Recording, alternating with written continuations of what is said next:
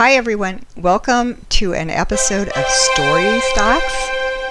I'm Krista, I'm your host, and in this episode I am going to pull up an article from the media, from the financial services media, and look at a stock and see if what the media says about the stock is similar to what I find out about the stock. I just wanted to let you know I'm not an advisor at all. I'm just an individual investor. So my disclaimer is that this is not constituted as investment advice. It's just for educational and entertainment purposes only, if you feel like this is entertainment.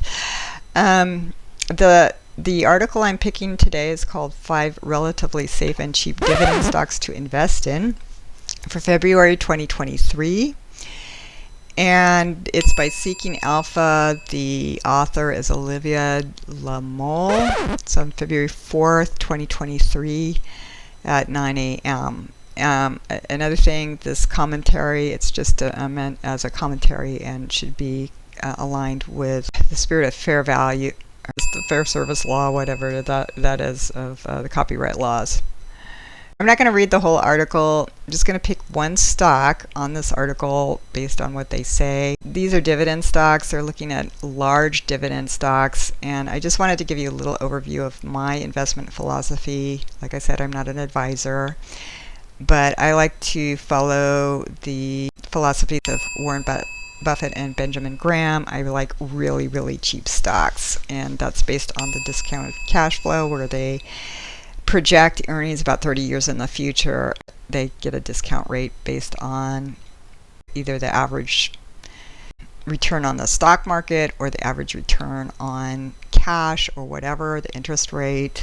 They formulate a discount rate, and then they make sure that they are buying the stock for less than it would be calculated a fair value depending on the discount rate. So I'm not going to read the whole thing. I'll put the link and the description below. They go into a selection process. They give a disclaimer about the term safe because no stock is real safe. They're highlighting 3 groups with 5 stocks each that have an average dividend yield as a group of 3.21, 5.3, and 7.55.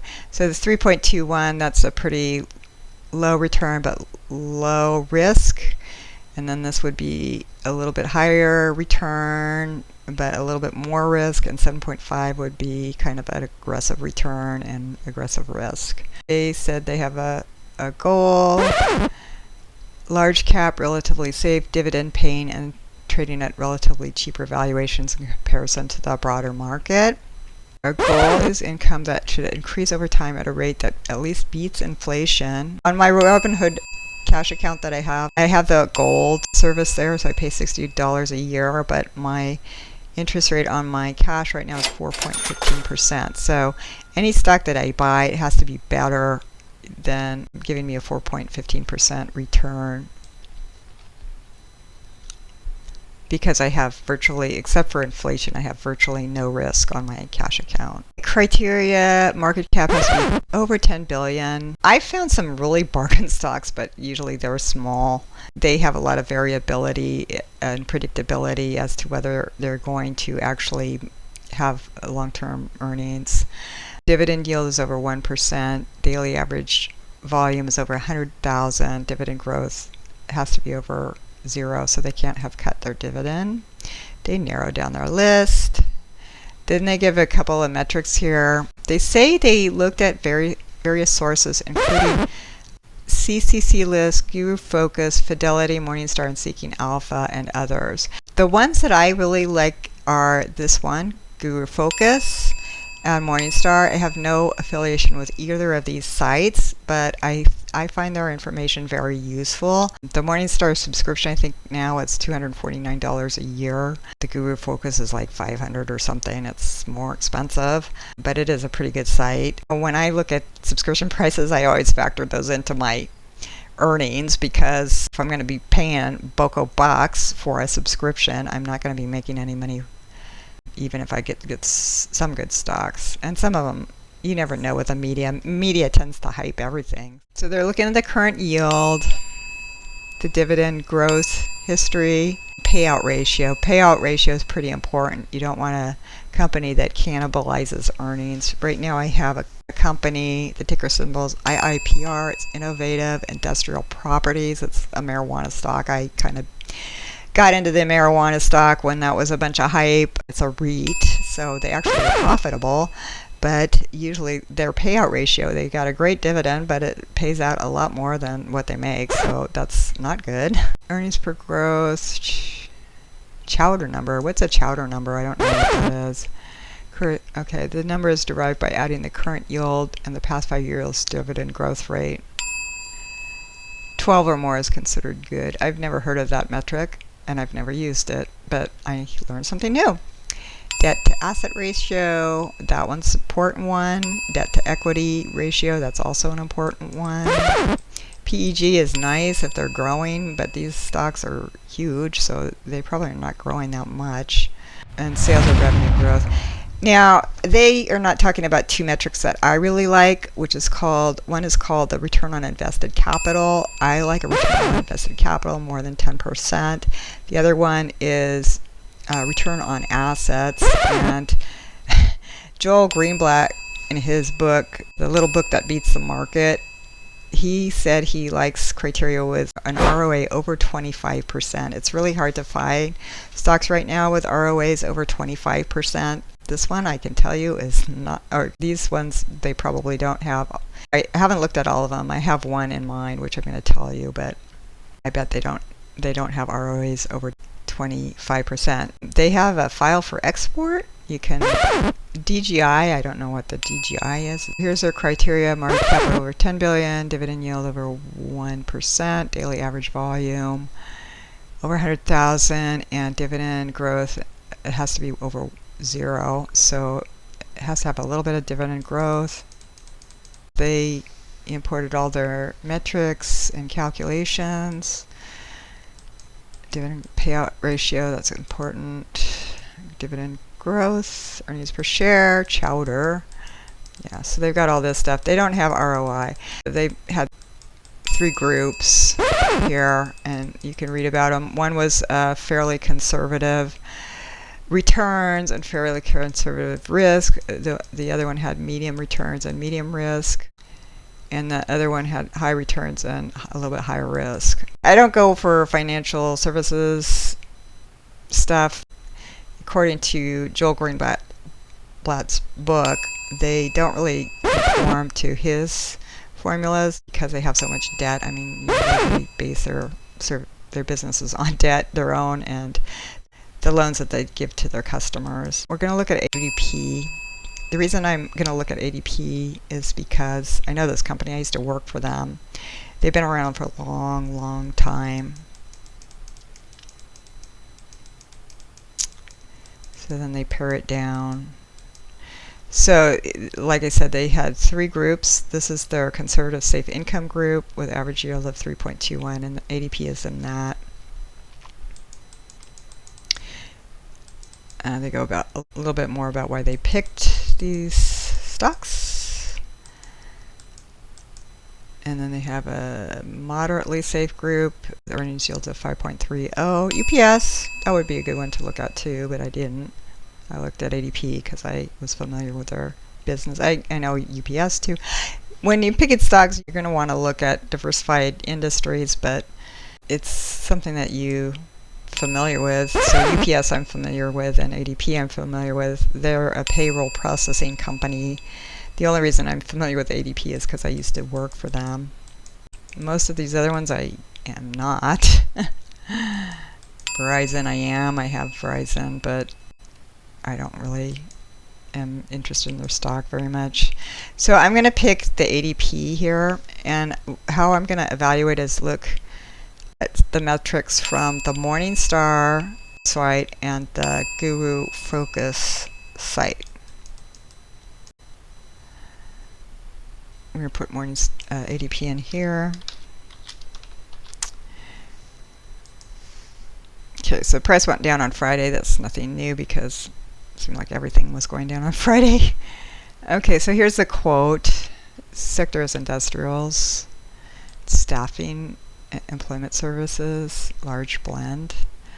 Benjamin Graham, who was the mentor for Warren Buffett, he used to like stocks. Of course, he lived a while back, but he used to like stocks that were trading at no more than 1.5% book value, which is you take all the assets minus all the liabilities and you had to liquidate the whole business, you would get a value.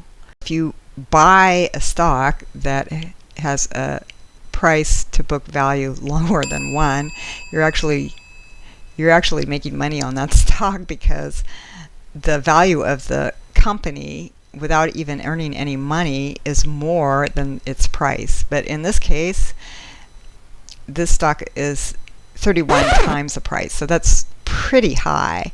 It has a forward dividend yield of 2.22. So it's got pretty good price per sales ratio, so it has a lot of sales. But then, like, if you look at their price over earnings ratio, it's 29.94, which is pretty high.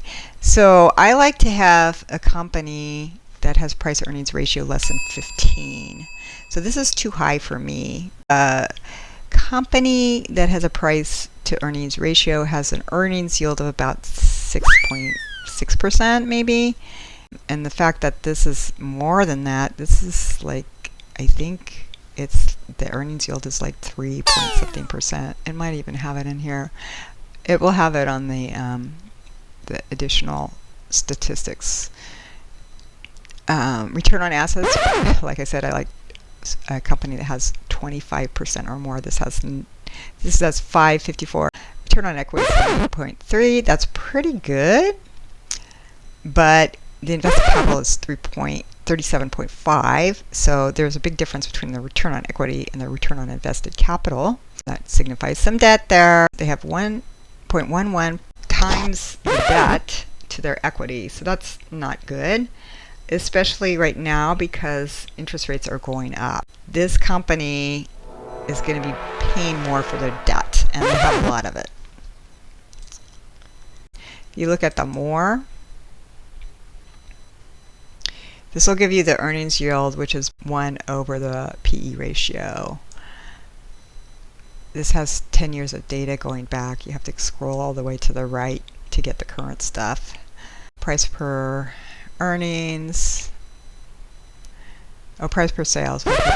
Price per earnings 29.96. And then price per forward earnings, so that's probably a little bit more profitable, and they have more profitable predictions, but to me that's still high. The earnings yield is 3.34%. So that's not even as much as what I'm making on my Robinhood Gold account. So the other one I really like to look at is Guru Focus. So I'm going to look at that one too. They're going to try to get you to buy a subscription. I don't have a subscription. I have a login account. I get 5 years worth of data, and I think they go back as like, I don't know, 20 years or something. But I like this site because it gives me information on DCF, which is discounted cash flow. That's the secret sauce to Warren Buffett's investing philosophy. He likes to buy companies with a very big margin of error between the future valuation. It's called discounted cash flow. So how much cash does the company expect it to generate over the discount rate? You know, what we could buy for, you can make your discount rate anything, but I think in this case it normally defaults to about 10%.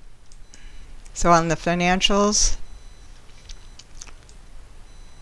I like to compare the return on invested capital to the weighted average cost of capital. That's a metric I can't find on the Morningstar website, but I can find it here. And like I said, I think it's 5 years worth of data that you can get for free. First, I'm going to look at the ROIC. It's not a lot, 4.4, and the weighted average cost of capital is 5.58. So to me, that signifies maybe a management problem, that they're paying more for their debt than they're generating income on their invested capital. That's not good. To me, that indicates they might be eroding their earnings in the future. The other thing I like to look at is the enterprise value to EBITDA. EV to EBITDA, 20.09. I like a metric that's less than 10 on that. So this one considers the debt. It's similar to the PE ratio, but it considers the debt. And I like something less than 10 on that. Okay, so now we're going to go ahead and look at the discounted cash flow, the secret sauce, which is this one here. The business predictability is pretty good because this companies have been around for a long time. They're using a discounted cash rate of 10%. I tried to use it with my 4% that I'm getting on my cash in my Robinhood account, but it doesn't give me any information. I don't know what that is. It doesn't give me a fair value. It still says it's overvalued. 5%. So I think it skews it when it's 4 or less. So according to this, it would be margin of safety, so I should buy it, at 5%. That gives me a little bit more. Let's see, at 10, it's negative 50.87, so it's highly overvalued. So I would not buy this stock, even though the analyst recommends it. She may have other reasons for recommending it. I think maybe because it's a pretty predictable business. But you know what? I could get an index fund, which is way more predictable and earnings forecast than this one because it's so diversified. It would just be the market averages. So anyways, that concludes this episode of Story Stocks. If you liked this video, please give me a thumbs up. And so I can know that this is something that you want to see in the future. And feel free to subscribe to the channel if you want to get more information on stocks or other random stuff. Thank you.